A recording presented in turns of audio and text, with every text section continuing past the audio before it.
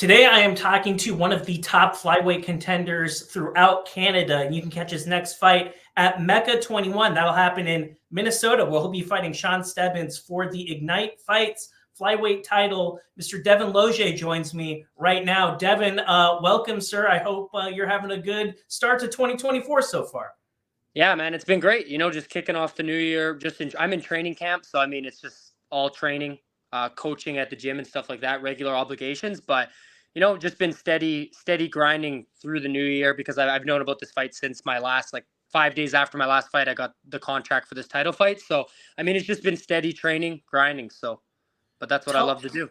Tell me a little bit, Devon, about your gym. You're at Leading Point MMA. This is a gym that was new to me. I just kind of found out about it as I was doing my homework on you. Yeah. Who are your coaches and who are these guys that you're getting work in with every day?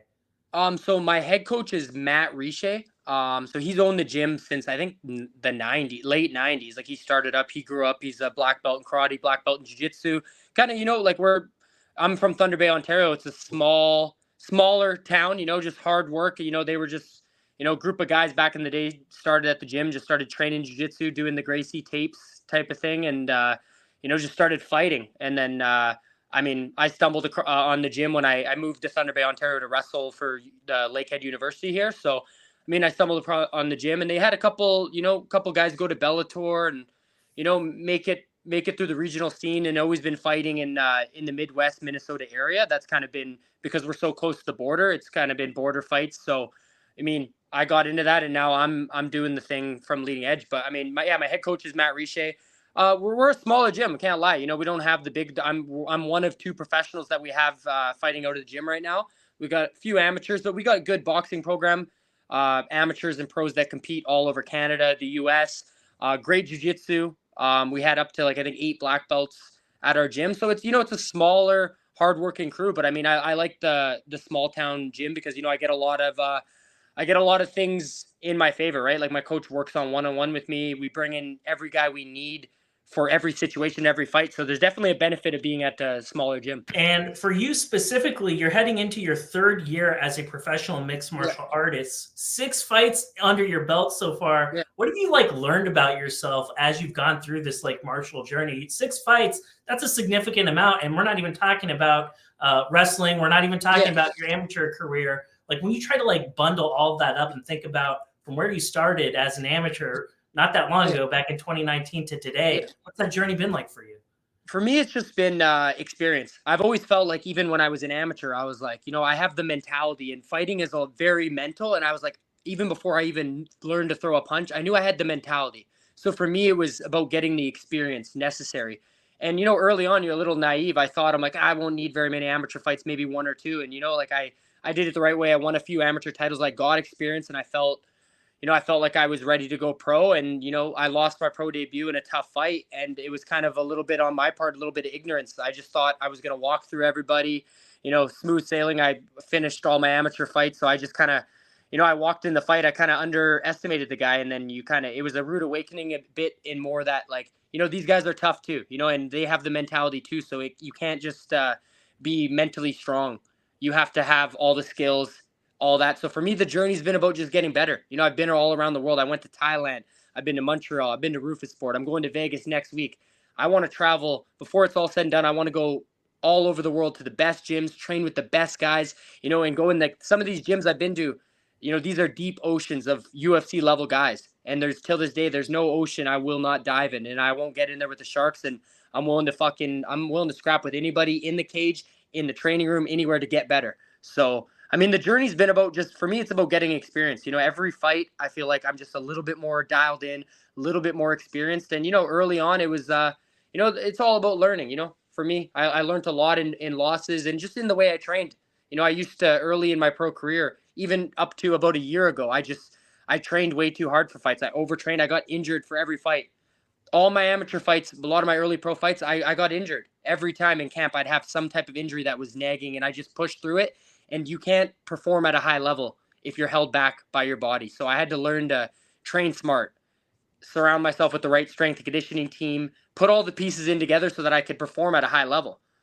Because even, you know, for me, I'm at the point where I'm fighting for my first professional title. Yeah, it's not the UFC, but that's my goal, is to fight at the highest level. So it starts now. It doesn't start when you get that UFC contract. You have to train like a high level fighter 365 days a year.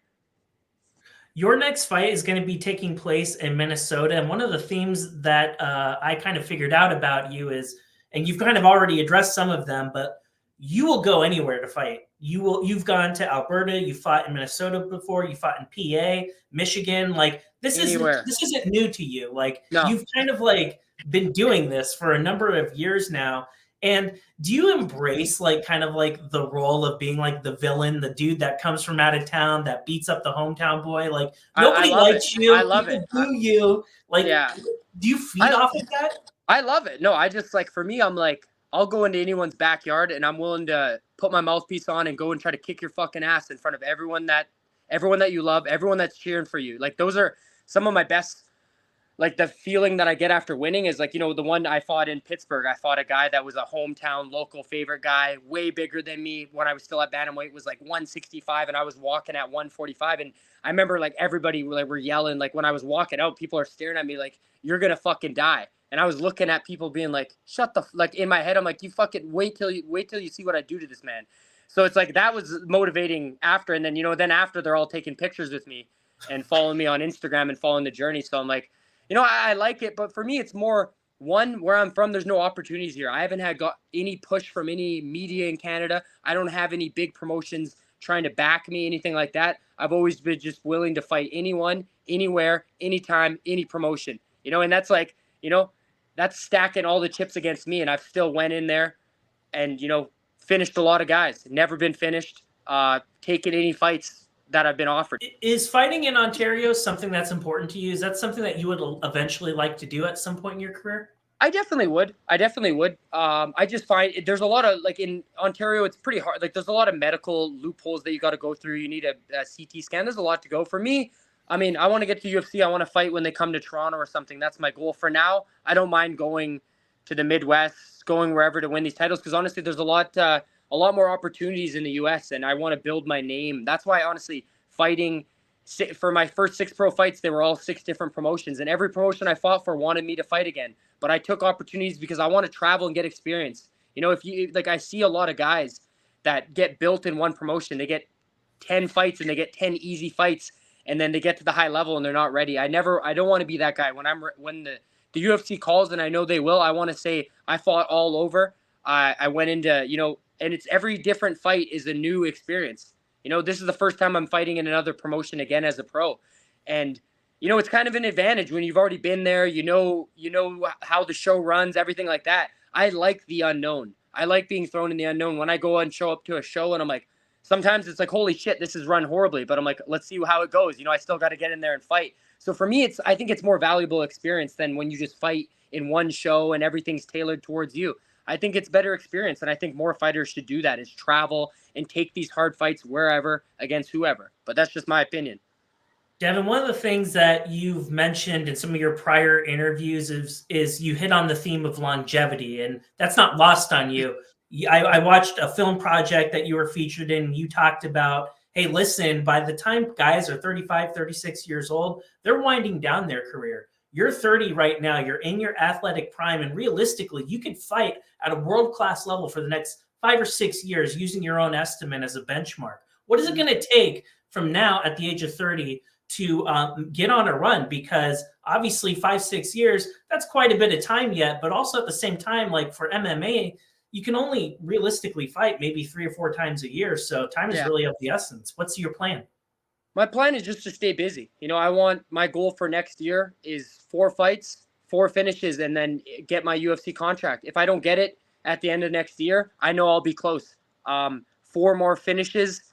I'll be on a 6-fight finishing streak, undefeated at flyweight. I think that's pretty undeniable. Like, you see this weight class, you don't see a lot of finishers. In Canada, they need flyweights, and they need violent finishers, and my plan is to give it to them. They have their hands open, and this is what they're asking for, and this is what I'm going to do. I'm willing to do whatever it takes, fight whoever, and, you know, go out and finish these guys in spectacular fashion and just put on a show. So my plan next year is 4 fights, 4 finishes, and, you know, it starts with February. that gives me, what is that, 10 more months to get 3 fights, which is very realistic. And for me, like you said, with longevity is, you know, I train, even out of training camp, I train every day, twice a day.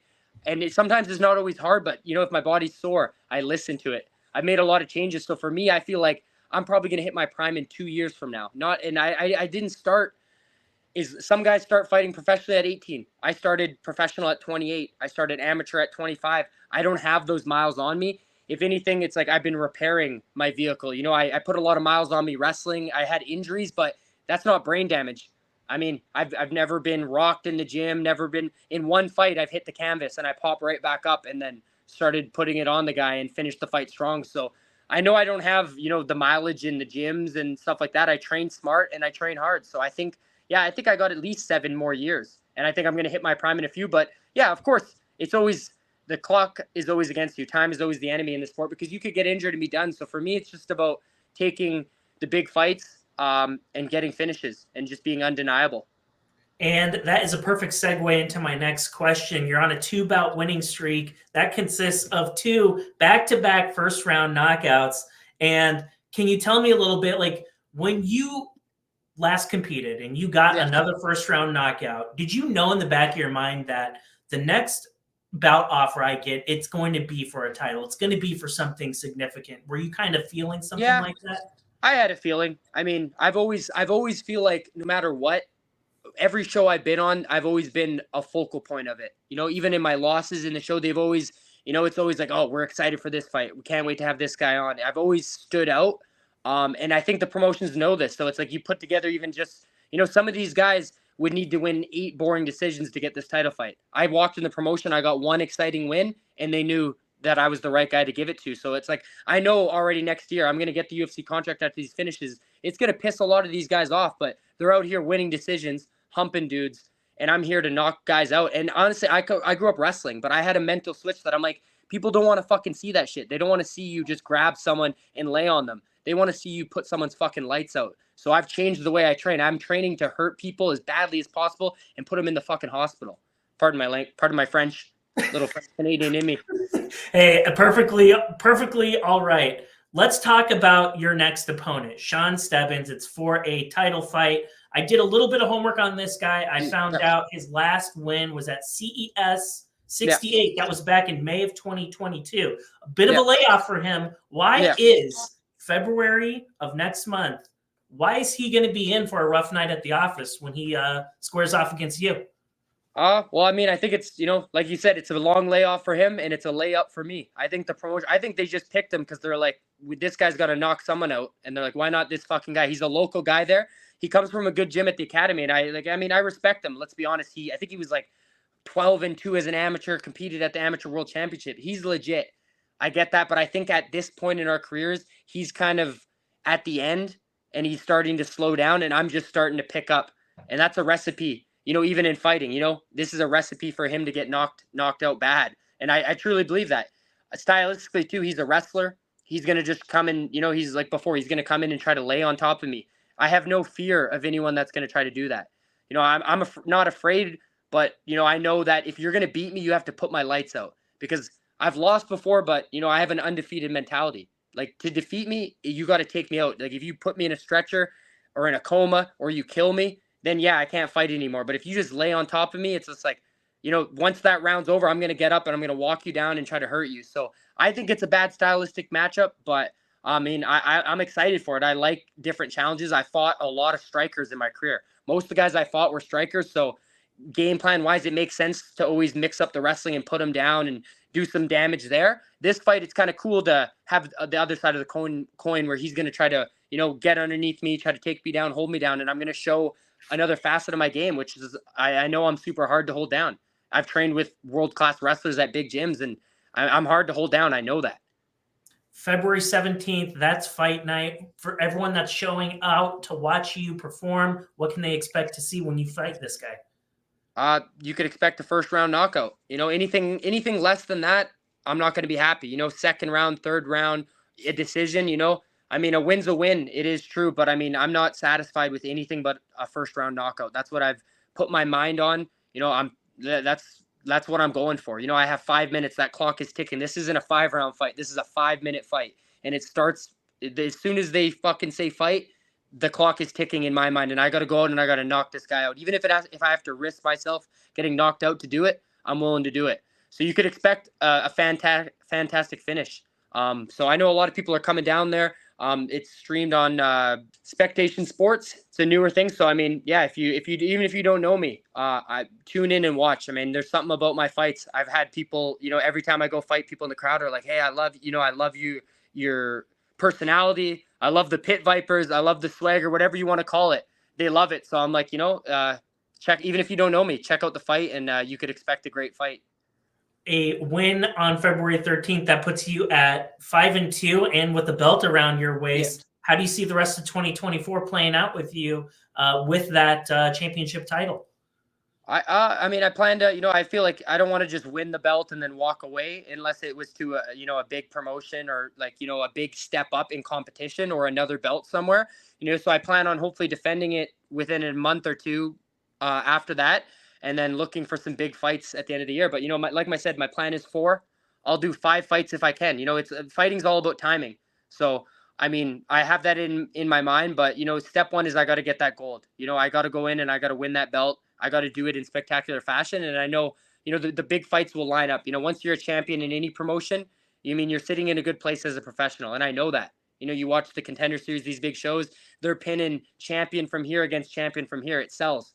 So for me, it's just get these finishes, keep that belt, and good things will happen by the end of the year. Devon, before I let you go, I'd be remiss to not mention UFC 297. That happens in your province in Ontario. There are 9 Canadian fighters that are going to be on that card. Is there one in particular that you're looking forward to watching perform? Let me think. There is 9, eh? Mike Malot's on that? He is definitely on there. He's very exciting. I like him. Eamon's the hobby on there? He is on there. Eamon as well. I've trained with Eamon a lot because I've been to TriStar like 6-7 times. He's a great guy, super knowledgeable and a killer in the gym. And I love getting sparring in with him. I'm excited to see him. And then I think who else is on there? Well, Arnold Allen isn't Canadian, but he's out of TriStar. I've trained with him. That fight against the Mosvar Evolev is going to be a sick fight too. So I'm just excited to watch that card. Anytime they put on cards in Canada, they're normally really exciting fights because the Canadian crowds they're crazy. So but for me, I'm gonna watch that card, I'm gonna visualize, and I'm gonna put myself in that arena because I know by the end of next year or the year after, I'm gonna be fighting in front of a Canadian crowd in the UFC. So for me, it's I'm gonna watch it and be happy for the Canadians on the card, but I'm also visualizing and waiting for my moment. Does Dricus Du Plessis knock out Sean Strickland? No, I don't think he does. I think Strickland beats him by decision. I think he outpoints him, but I mean, that's a crazy fight too. But it absolutely is. Well, Devon, I want to give you kind of the final word. We talked about a lot, but I also know that in this game that there's like an entire team of people that are working behind the scenes to make sure you're getting this opportunity to fight in the States here next month. Who are some of the people that you need to thank before I let you go?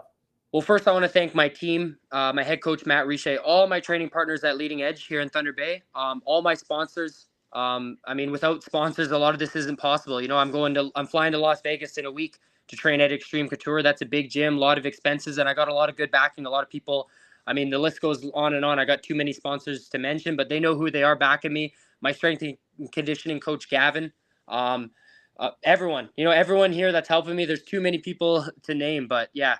I really appreciate everyone, and that a lot of people are coming down to the fight. They're going to pay their hard-earned money, or they're going to buy the pay-per-view, or someone that watches this might decide to tune in, or even follow me on Instagram. I appreciate that as well too, because you're helping me out on these next steps. Well, Devon, I wish you the best of skill next month, and I look forward to having you back on the show very soon, sir. Thank you.